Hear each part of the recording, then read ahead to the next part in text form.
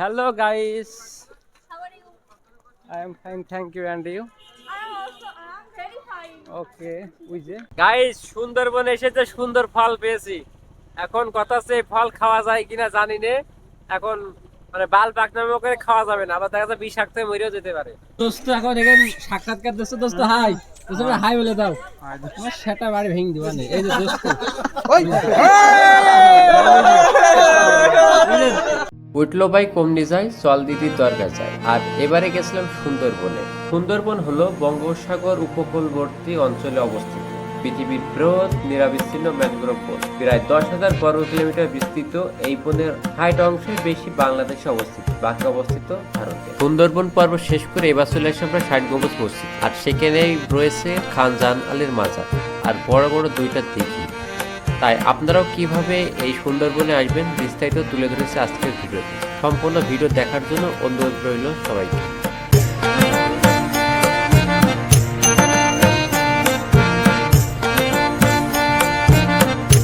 আসসালামু আলাইকুম, সবাইকে স্বাগতম নতুন একটা ভিডিওতে।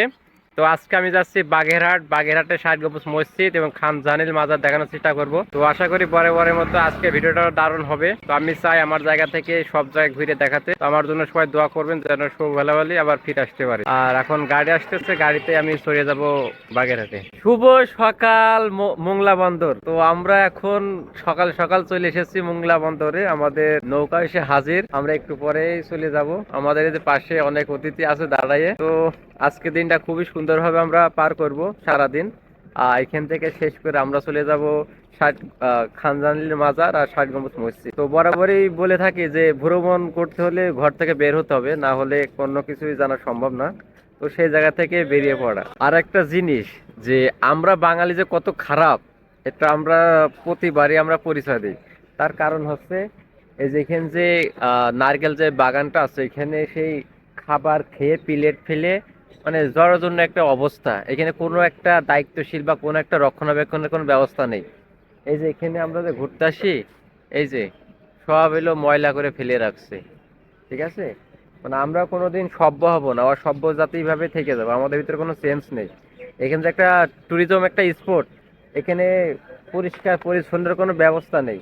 এখানে যে যার মতো খাবার খেয়ে ফেলে রেখে চলে গেছে, মানে দেখতে একটা খারাপ লাগছে। তো আমাদেরকে ট্যুরিজম সেক্টরগুলো আরো উন্নত করতে হবে। মানুষকে আসার জন্য যে একটা চাহিদা তৈরি, সে চাহিদা কিন্তু নেই। তো সেই জায়গা থেকে এই যে কি একটা বাজে একটা দুর্গন্ধ বা বাজে একটা অবস্থা, তো সেই জায়গা থেকে আর কি বলার, কিছু বলার নেই। তো আমাদের উচিত যে এই সেক্টরগুলো আরো ভালো করা। তো যাই হোক, নাস্তা শেষ করে আমরা এখন চলে যাব হলো করমজলের উদ্দেশ্যে। ঠিক সকাল 8টায় আমরা সকালের নাস্তা শেষ করে বেরিয়ে পড়ি করমজলের উদ্দেশ্যে। জেটি ঘাটে আমাদের নৌকা আগে থেকে বুকিং করা ছিল, যার কারণে আমাদের আর কোনো সমস্যায় পড়তে হয় না। 8টা বাজার সাথে সাথে আমরা বেরিয়ে পড়ি করমজলের উদ্দেশ্যে। আর সেখানে আমরা দেখবো হরিণ, বানর আরো কত কিছু। গাইস, আমরা এখন করমজলের উদ্দেশ্যে রওনা দিয়েছি নৌকায় করে। আমাদের সাথে 40 জনের একটা গেস্ট আছে। তো আজকে সারাদিন আমি তাদেরকে গাইড করব। তো খুবই ভালো লাগতেছে। এখন আমরা করমজলের উদ্দেশ্যে যাচ্ছি। আর এই যে এটা হচ্ছে পশুর নদী, এই কুলেই কিন্তু হলো আমাদের সুন্দরবন অবস্থিত। আর এই সুন্দরবন কিন্তু বাংলাদেশের একটা প্রাকৃতিক সম্পদ, কিন্তু মেন সমস্যা আমরা ওইভাবে রক্ষণাবেক্ষণ করতে পারি না, আমাদের ব্যর্থতা। কারণ চারিপাশে ময়লা আবর্জনায় ভরা, কোনো পরিষ্কার পরিচ্ছন্ন নয়। আর এই সুন্দরবন কিন্তু আমাদের বাংলাদেশের ভিতরে 60% আর ভারতের ভিতরে আছে 40%। তো এখন যে বিস্তারিত আপনাদেরকে দেখাবো। আর আরেকটা বিষয় সেটা হচ্ছে যে আপনারাও আমাদের সাথে ভ্রমণ করতে পারেন ঝিনেদা ট্যুর অ্যান্ড ট্রাভেলস এর মাধ্যমে। আর আমার সামনে আছে বড় বড় জাহাজ, একটু দেখাই। এই যে বড় বড় জাহাজ, এই জাহাজ দিয়ে মাল আসা যাওয়া করছে। আমাদের দ্বিতীয় 2 নম্বর হচ্ছে মোংলা বন্দর, আর 1 নম্বর হচ্ছে চট্টগ্রাম বন্দর। এখান থেকে এই আন্তর্জাতিক সব মালামাল জাহাজ আসা যাওয়া করে। রপ্তানি আমদানি যে প্রক্রিয়া সেটা হয়ে থাকে। এদিকে সব বড় বড় জাহাজ, এই যে আমার এদিকে দেখা যায়। সেই বোর্ডে করে আমরা এখন করমজলে চলে এসেছি। এই সেই করমজলের সেই গেট। আর ভাইরা আসতেছে সুন্দরবন। এটাতে আমার হলো 3বার, আর এটাতে 3বার। আর এখানে সবকিছু লেখা আছে। আর এই যে ভাইরা আমাদের সাথে এসেছে ঝিনেদা ট্যুর অ্যান্ড ট্রাভেলসের মাধ্যমে। এখন কথা হচ্ছে আমরা এখানে একটা গ্রুপ ছবি, ওনারা তো দুজনের মধ্যে চলে গেল, একটা গ্রুপ ছবি তুলবো। আমরা আগে এই টাওয়ারটা কভার করব। হ্যাঁ, এইটা কভার করে এই দিক দিয়ে আমরা চলে আসবো। আপনার যে টিকিট কাটছেন এর কোনো টাইম লিমিটেশন আছে? না না, এই কোনো টাইম নেই। এখানে কোনো বাঘ পাবেন না। বাঘ বাঘ বাঘ দেখতে হলে আপনার আসলে সেই শিপ ভাড়া করে ভিতরে যেতে হবে। এই যে সুন্দরবনে সেই মেন আকর্ষণ হরিণ। এখন যে ভাইরা খাবার দিচ্ছে, এই একটা মজা, এই যে হরিণ। দোস্ত এটা হাই বলে দাও, দোস্ত একটা হাই বলে দাও। হরিণ কই? এই দোস্ত এটা হাই। খুব মজার একটা জায়গা। এখানে তাদেরকে বন্দি করে রাখা হয়েছে। এই যে এই দোস্ত এদার সে আ। সুন্দরবনে এসে একটা মজা, হরিণ দেখতে পাচ্ছি, পশু পাখি, কুমির, খাবার খাওয়ানো হচ্ছে। এখন এই যে কুমিরের গায়ে ঢিল মারবেন না, কুমিরের গায়ে ঢিল মারবেন না। এই ইয়ে কত, খিরে কত একটা দিন তো। এই ও বাবা, না না না 10 টাকাতে দেন। আর এক ফালি কই? এই যে গাইস, এত বড় কুমির আমি বাবার কালো দেখি না। দোস্ত এইটুকু তো দাও জি। এ দোস্ত, এই দোস্ত ভালো আছি? ও রে, এই যে কত, এই কত বড়, আমার জীবনে প্রথম। ওরে বাবা রে বাবা, টাকা উসুল। সুন্দরবনে এসে টাকা উসুল, তারও বেশি। 2 মণ তো হবে, 2 মণ তো হবেই, এত বড়। ওই যে আমার দেখা যায়। কি আপনি এখানে মরা কুমিরের বাচ্চা পেয়েছেন? জি ভাই, এখানে অনেকগুলো মরা কুমিরের বাচ্চা, কিন্তু আসলে মরা না এগুলা। আসসালামু আলাইকুম ভাইয়া, দেখেন এখানে অসংখ্য কুমিরের বাচ্চা রয়েছে, কিন্তু এগুলো আসলে মরা না, কিন্তু মরা মতো দেখা যাচ্ছে, কিন্তু এগুলো মরা না। তোমার সাথে দেখতে অনেক কিউট লাগতেছে, অনেক ছোট ছোট বাচ্চাগুলো। হ্যাঁ, মনে হয় যে ব্যাগে একটা নিতে পারলে অনেকটা ভালো লাগতো। তো যাই হোক, নেওয়ার চেষ্টা করতেছি, কিন্তু নেওয়ার প্রোগ্রাম নাই। এখানে ভাই বলতেছে না কিলো মরা মরা কুমির, কিন্তু বিষয়টা মরা না, হাত দিলে কিন্তু সেটা ভেঙে দেবে। এখন আচ্ছা, তাহলে আমরা এদিকে যাই, চলেন। সুন্দরবনে রয়েছে বিস্তীর্ণ সুন্দরী গাছ, আর এই গাছের নাম অনুসারেই এখানকার নামকরণ করা হয়েছে সুন্দরবন। আর এই সুন্দরবন দেখার জন্য দূর দূরান্ত থেকে মানুষ ছুটে আসে সুন্দরবনকে দেখার জন্য। আমরা এখন সুন্দরবনের গহীনে হাঁটাহাঁটি করতেছি সেই রেলিং ধরে। আর এখানে মেন কথা আছে যে এখানে শুধু গাছ, এই সুন্দরী গাছের নাম অনুসারে কিন্তু এই সুন্দরবনের নামকরণ করা। সুন্দরবন এখন জোয়ার চলে গেছে। কই থেকে আসছেন আপনারা? ও রে, ঝিনেদা ঝিনেদা। এই আছে সুন্দর এই গাছ। আর এই গাছ কিন্তু আমাদের প্রচুর উপকার করে, যখন বিশেষ করে ঝড়ের সময়, সাগরে যখন হলো আপনার কি ঘূর্ণিঝড় তৈরি হয়, সৃষ্টি হয়, তখন এই বনের কারণে আমরা অনেকটা রক্ষা পাই। আমি এক কথা বারবারই বলি, সেটা হচ্ছে যে আমরা খুবই অসভ্য একটা জাতি। এই কথা বলার কারণ হচ্ছে যে সব জায়গায় নোংরা করে রাখছে, মাস্ক ফেলে রাখছে, বোতল ফেলে রাখছে। এটা ঠিক না। ওই যে এদের কেউ নাই নাকি? হচ্ছে বান্দরবন। বান্দরবনে শুধু পাহাড়, কিন্তু নাম দিয়েছে বান্দরবন। আর এটা সুন্দরবন বন, ঠিক আছে, ব্যাপার না। দোস্ত এখন এখানে সাক্ষাৎকার দিচ্ছে। দোস্ত হাই, দোস্ত হাই বলে দাও। তোমার সেটা বাড়ি ভেঙে দিবা না। এই যে দোস্ত, দোস্ত পান নিয়ে নিয়েছে। দোস্ত কাজটা একটু ঠিক করলে না। ওই যে দোস্তর পান নিয়ে নিয়েছে। এখন জঙ্গলে মঙ্গল করতে যাব। এই যে কি এদারছে কিয়া কারেগা। ও রে, এসে জঙ্গল। আরে কি এদিকে যে দেখি কি আছে, ভিসু ভিসু করে সব রেখে। আরে কি গুপ্ত এলাকায় চলে আসছে। এই যে কি আছি দোস্ত, আমি এখন এই যে এটাকে গোলপাতা সবকিছু আর কি দেখানোর চেষ্টা করতেছে। এটা হচ্ছে গোলপাতা, এর ভিতরে যার কোনো স্কোপ নাই। আর এখানে যারা ব্যবসা করে তাদের আর কি জিনিসপাতি রয়েছে। আর এসব জায়গায় আসলে ড্রোন লাগে, আমার ড্রোন নাই, আমি গরিব, যার কারণে আমার ড্রোন নাই। যে সময় ড্রোন হবে সেই সময় এসে আবার ভিডিও করে দেখাবো। আমরা এখন টাওয়ারে উঠতেছি, আর টাওয়ার থেকে মানুষ বলে যে পিঁপড়ার মতো লাগে। হ্যালো গাইস, না আমরা সুমন ভাইয়ের বাসা না, আমি আলিমদার। এখন আমরা উপরে উঠতেছি, মানে এখান থেকে নিচের একটা ভিউ বা সুন্দরবনের একটা ভিউ নেওয়ার জন্য। আর এই যে অশিক্ষিত মূর্খের দল টাকার প্রেমিকার নাম লিখেছে, ভাই টাকার প্রেম জীবনেও থাকবে না, আমি বলে দিলাম। এদের প্রেম, ভাই এদের প্রেম কি টেকবে বলেন? এই জঙ্গলে এই প্রেম, এই প্রেম টেকবে না, অথচ নাম লিখে রাখছে। চলো, সব আছে, সব আছে গাইস। এখন আমি কয়তলা? 100 তলা, মানে বুরুজ খলিফার থেকে উঁচু আছি। আর চারিপাশে সুন্দরবন আর সুন্দরবন। হ্যাঁ, এটা হচ্ছে বাংলাদেশের ফার্স্ট বুরুজ খলিফা। কি করে গা আদমি এদার সে? ও রে, সুন্দরবনে বাঘ দেখা যাচ্ছে। আর আমি এখন এই যে বুরুজ খলিফার উপরে পানি।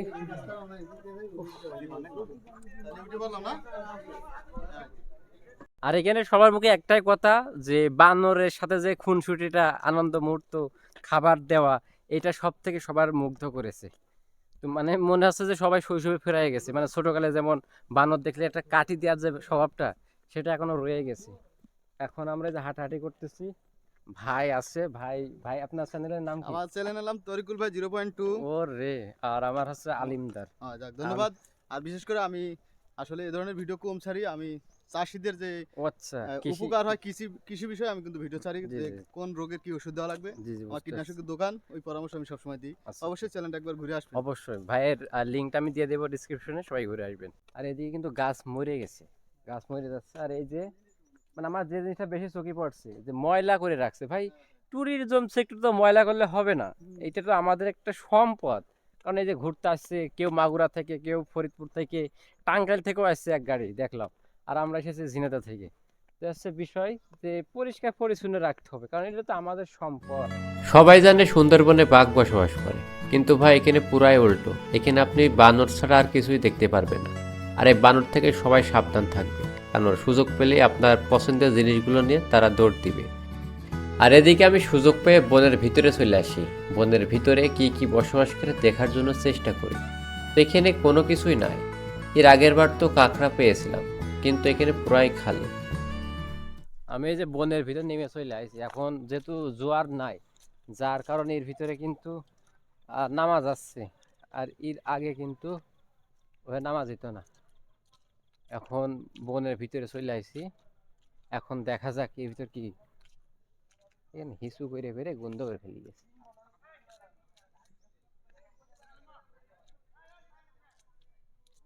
ও রে, মানুষ আসা যা করে এর ভিতরে, এই হচ্ছে অবস্থা। আর বান্দরবন থেকে ঘুরে এসে বান্দরবন বান্দরবন বলেই যাচ্ছে। সুন্দরবন, সুন্দরবন, সুন্দরবন, সুন্দরবন, সুন্দরবন পৃথিবীর সব থেকে বড় ম্যানগ্রোভ বন আর কি।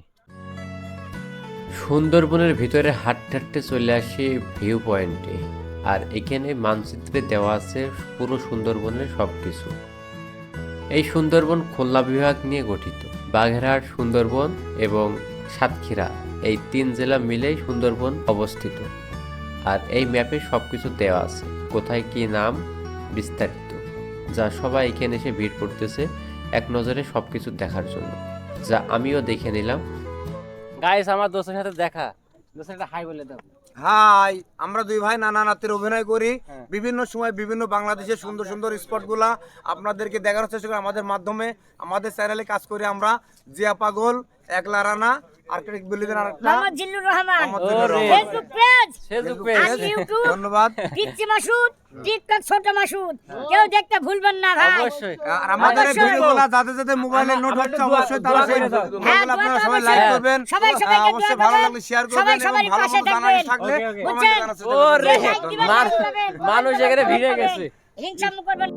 আমাদের জীবনে চাহিদার শেষ নাই। আর এই চাওয়াকে পূর্ণতা পাওয়ার জন্য আমরা করম জলে ভ্রমণ শেষ করে আবার চলে যাই ভিতরে। আর এই ভিতরে যাওয়ার জন্য আমাদেরকে আবার নতুন করে নৌকা ভাড়া করতে হয়। আর সেই সাথে একজন গার্ড হিসেবে গার্ডও নিয়োগ দেওয়া হয়, যেন ভিতরের থেকে আমাদের কোনো কিছু আক্রমণ না করে, কেননা এটা আমাদের সাবধানতা। তাই আপনারাও যখন ভিতরে যাবেন নৌকায় করে, তখন অবশ্যই গার্ড নেওয়া লাগবে। বিস্তারিত আপনারা জেনে নেবেন নৌকার মাঝির কাছ থেকে। আমার ঝিনাইদহবাসীর এতই কারেন্ট, এখন করম জাল শেষ করে আমরা আবার এক্সট্রা খরচে ভিতরে যাচ্ছি। দুই পাশে বন আর মাঝখানে হলো খাল, সে একটা কারেন্ট, মানে ঝিনেদার পাশে পারে তার একটা পুরো মাঠ। আমরা এই যে যাচ্ছি, আর এখন হলো জোয়ার কম, যার কারণে পানি নিচে নেমে আসে। আর যখন জোয়ার বাড়ে তখন ওই যে উপরে এ বাঘ বাঘ বাঘ, এ বাঘ।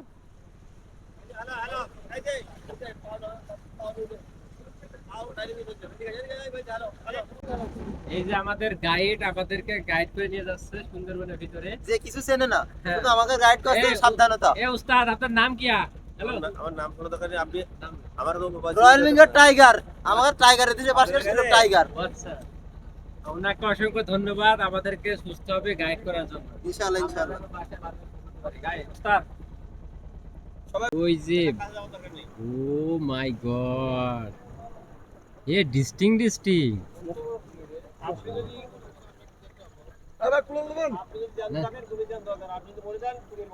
ঠিক ঠিক ঠিক। ওরে, আমরা কিন্তু বনের ভিতরে যেই যাচ্ছি কোনো শেষ নেই। সবাই প্রচুর খুশি ভিতরে আসতে পেরে। দুই পাশে বন, মাঝখানে নদী। মানে একটা আফসোস থেকে গেল, বাঘ কিংবা হলো হরিণের দেখা পেলাম না। কিন্তু যে বড় বড় দুইটা হলো কুমিরতে গেছি, মাথায় নষ্ট। এখন হলো জোয়ার নেই, যখন জোয়ার থাকে যে প্রায় 3 ফিট পানি উঁচু হয়, এখন হলো জোয়ার কমে গেছে। ভালো লাগতেছে। কই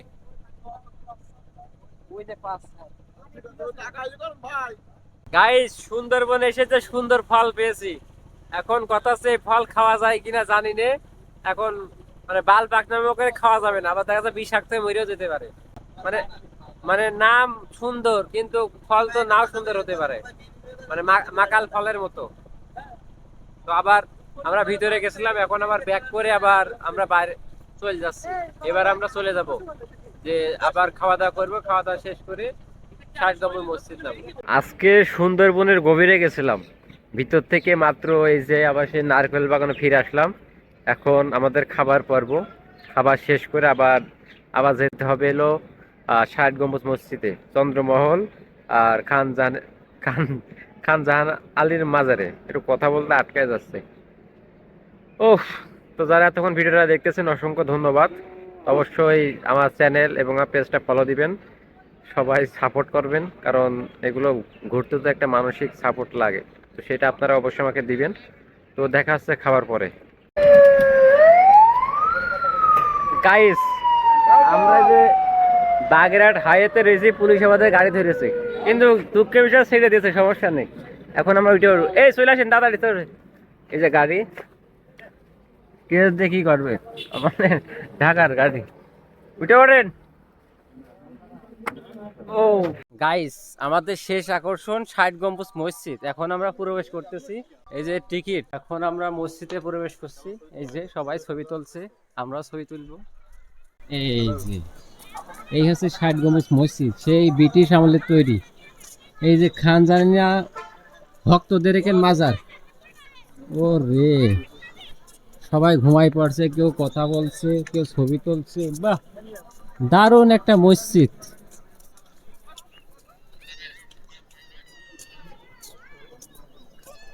কেউ ছবি তুলছে, কেউ ভিডিও করছে, আমি ভিডিও করছি। এই যে জুতো খুলে প্রবেশ করবেন, জুতো খুলে গাইস। ও, ষাটগম্বুজ মসজিদ বাংলাদেশের বাগেরহাট জেলায় অবস্থিত, যা 1500 শতাব্দীর দিকে নির্মাণ করেন খান জাহান আলী। এটি সুলতানি আমলের বৃহত্তম মসজিদ, যার নাম 60টি গম্বুজের কথা বললেও বাস্তবে এখানে রয়েছে 81টি গম্বুজ, যা দেখতে দূরদূরান্ত থেকে মানুষ ছুটে আসে এখানে। ষাটগম্বুজ তো অনেকবারই দেখেছি, নতুন করে আর ভিডিও করার তো কিছু নেই। কিন্তু আমার একটা শখ আছে, যখন ড্রোন কিনবো তখন উপরে একটা ভিউ নেব, কিন্তু এখানে তো ড্রোনের ভিউ নেওয়াও নিষেধ। তো তারপরে কি আর করার, সবার ডাক দেন, ঠিক আছে। এই যে সুন্দরবন ট্যুরটা ছিল আমাদের ডে ট্যুর, যা আমাদেরকে দিনের ভিতরে শেষ করে আবার বাসায় ফিরতে হবে। তাই তো সব স্পট অল্প অল্পকে দেখে আমরা শেষ করে এবার ছুটে চলি খান জাহান আলীর মাজারে। আর সেখানে আমাদের লাস্ট স্টেপ, খান জাহান আলীর মাজার শেষ করে আমরা আবার বাসার দিকে রওনা দিব। আর এখানে শুয়ে আছে সেই মোগল আমলের খান জাহান আলী, যিনি কিনা বাংলাদেশে এসেছিলেন ধর্ম প্রচার করার জন্য। এই জন্য বাংলাদেশকে বলা হয় 12 আউলিয়ার দেশ, যারা কিনা দেশের ইসলাম প্রচারের জন্য বাংলাদেশে এসেছিলেন। করমজারে ঘুরলাম, মাজার ঘুরলাম, ষাটগঞ্জ ঘুরলাম, এখন এই জায়গায় শেষ করে আমরা চলে যাব। এই যে পেছনে আছে মাজার, খান জাহান আলীর মাজার। কথা ঘুরতেই চাই না, মাজার আমি পছন্দ করি না, আর ভিতরে ঢুকেও না। এখন hello guys, hello guys, I am fine, thank you, and you? I'm very fine. Okay, ওই যে ভিতরে